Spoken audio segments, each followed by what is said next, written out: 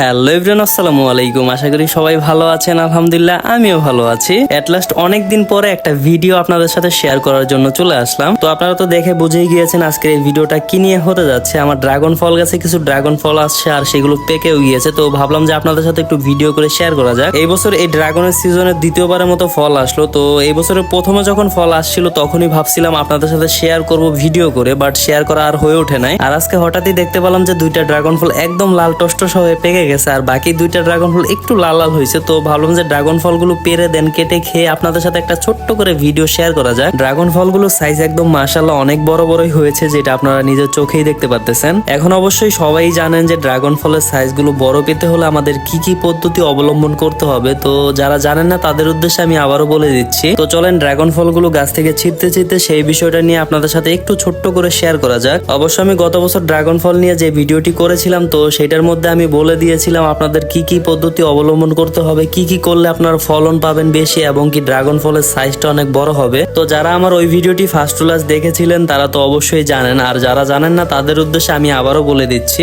Dragon ফল গাছে যখন ফল আসার সময় হবে দেন তখন থেকে আপনারা একটু বেশি বেশি ড্রাগন ফল গাছের খাবার দিবেন। সেটা হচ্ছে আপনারা রাসায়নিক খাবার না দিয়ে জৈব খাবার দিবেন, সেটাই বেটার হবে। যেমন আপনাদের বাসায় যে সবজি রান্না করা হয় সেটার যে উচ্ছিষ্ট অংশটা যে খোসা টোসা থাকে সেগুলো একটা পাত্রতে জমিয়ে রেখে সেটা পচিয়ে আপনারা সেই গাছের গোড়ায় দিতে পারেন। তারপর আপনারা আরেকটা বিষয় ফলো করতে পারেন, সেটা হচ্ছে একটা পাত্রের মধ্যে অনেকগুলো কলার খোসা কুচি কুচি করে দিয়ে দেন, সেটার মধ্যে পানি দিয়ে সেই পাত্রটা 1 মাসের মতো ঢেকে রাখবেন, যেন এয়ার একটু পাস হতে পারে, এইভাবে ঢেকে রাখবেন। দেন সে আপনাদের কলার খোসা ভিজানো যে পানিটা সেটা আপনার ড্রাগন গাছের গোড়াতে দিতে পারেন, যেভাবে আপনারা পানি দেন। তো এইভাবে দিলে কি হবে, আপনার ড্রাগন গাছের ফলন ভালো পাবেন। আর আরেকটা খাবার দিতে পারেন ডিমের খোসা গুঁড়ো করে দেন আপনার ড্রাগন গাছের মাটির সাথে মিশিয়ে দিতে পারেন। এটা হচ্ছে ড্রাগন গাছের ভালো একটা খাবার। আমি মাত্রই যে বিষয়গুলো আপনাদের সাথে শেয়ার করলাম সেইগুলো হচ্ছে যারা টবে বা কোনো পাত্রে ড্রাগন গাছ লাগাবেন তাদের জন্য। তো আপনারা যদি আমার এই বিষয়গুলো ফলো করেন তাহলে ন্যাচারালি জৈব খাবার দিয়ে আপনারা ভালো ফলন পাবেন। আর দ্বিতীয় কথা হচ্ছে যে ফলের সাইজটা আপনারা কিভাবে বড় করবেন। অনেকের ফল হচ্ছে বাট ফলের সাইজটা অনেক ছোট ছোট হচ্ছে, বড় হচ্ছে না। তো আপনারা একটা বিষয় ফলো করবেন, যখন আপনাদের ফুলটা ফুটবে তখন আপনারা হাত দিয়ে পরাগায়ন করে দিবেন, তাহলে আপনারা দেখবেন যে ফলের সাইজটা অনেক বড় বড় পাবেন। আর যারা ড্রাগন ফুল পরাগায়ন করতে পারেন না তো তারা একটু কষ্ট করে ইউটিউবে সার্চ দিয়ে দেখে নেবেন যে ড্রাগন ফুল কিভাবে পরাগায়ন করতে হয়। তো আপনারা দেখলে একবারে ইজিলি করতে পারবেন নিজের এই পরাগায়ন। তো আশা করি আমার কথাগুলো শুনে আপনারা ক্লিয়ারলি বুঝতে পারছেন। তো যারা বুঝতে পারছেন অবশ্যই কমেন্টে জানাবেন, আর যারা আমার এই কথাগুলো অনুসরণ করে মানে ফলো করে যারা ভালো ফলন পেয়েছেন তারা অবশ্যই কমেন্ট করে জানাবেন। এই দিক দিয়ে আপনাদের সাথে বকবক করতে করতে 4টা ফলই পেরে ফেলছি। তো 4টার ভিতরে 2টা ফল একদমই প্রপারলি পেকে গিয়েছে আর 2টা একটু লাল লাল হয়েছে, তো ওইগুলোও পেরে ফেলছি।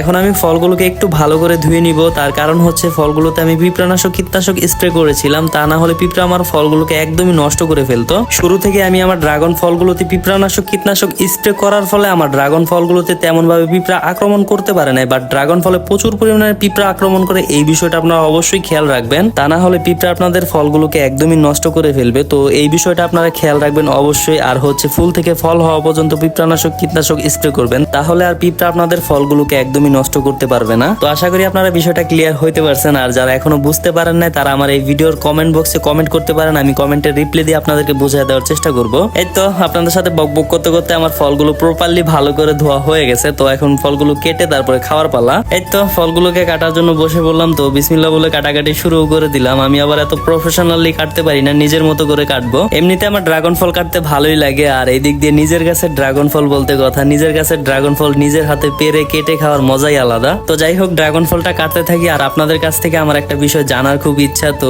সেটা হচ্ছে অনেকদিন ধরেই তো আমি কোনো ভিডিও টিডিও আপলোড করতেছি না, নতুন কোনো ভিডিও মেক করতেছি না। তো আমার ভিডিওগুলো কে কে মিস করেন অবশ্যই আমার এই ভিডিওর নিচে একটা কমেন্ট করে জানাবেন। আপনাদের কমেন্ট পেলে সত্যি অনেক বেশি ভালো লাগে। আর আমার ভিডিওগুলো আপনাদের কাছে কেমন লাগে সেইটাও অবশ্যই একটা কমেন্ট করে জানাবেন, তাহলে অনেক বেশি ভালো লাগবে। তো অবশ্যই একটা করে কমেন্ট করে যাবেন, আপনাদের কাছ থেকে আমার এতটুকুই চাওয়া। এই তো এদিক দিয়ে আপনাদের সাথে কথা বলতে বলতে ফলগুলো কেটে ফেলছি, আর 2টা ফল রেখে দিছি পরে কেটে খাবো। তো দেখতে দেখতে ভিডিও শেষ প্রান্তে চলে আসলাম, আর এখন ফল খেয়ে আর কি রিভিউ দিব। এর আগে তো ড্রাগন ফল নিয়ে 2টা ভিডিও করেছিলাম, তো ওই 2টা ভিডিওতে তো আমার ড্রাগন ফলের রিভিউ দিয়েছিলাম যে আমার গাছের ড্রাগন ফল আসলে আলহামদুলিল্লাহ অনেক ভালো, অনেক মিষ্টি। তো বারবার একই ফল নিয়ে কি বার রিভিউ দিব তাই আর কি বেশি কিছু বললাম না, জাস্ট ফলগুলো পাকলো তাই ভাবলাম যে খেয়ে একটু আপনাদের সাথে শেয়ার করি, ফলগুলো নিয়ে কিছু কথা বলি। যাই হোক আমার গাছের ড্রাগন ফলগুলো নিয়ে যে আমি আগের যে ভিডিওগুলো করছিলাম তো ওইগুলো যারা দেখছেন তারা তো অবশ্যই জানেন যে আমার গাছের ড্রাগন ফলগুলো কেমন। তো আজকের এই ভিডিওটি আর বেশি বড় করব না, এখানেই শেষ করে দিব। তো ভিডিওটি আপনাদের কাছে কেমন লেগেছে অবশ্যই কমেন্ট করে যাবেন। তো দেখা হচ্ছে আপনাদের সাথে অন্য কোনো ভিডিওতে, সেই পর্যন্ত সবাই ভালো থাকবেন। আল্লাহ হাফেজ, আসসালামু আলাইকুম, টাটা।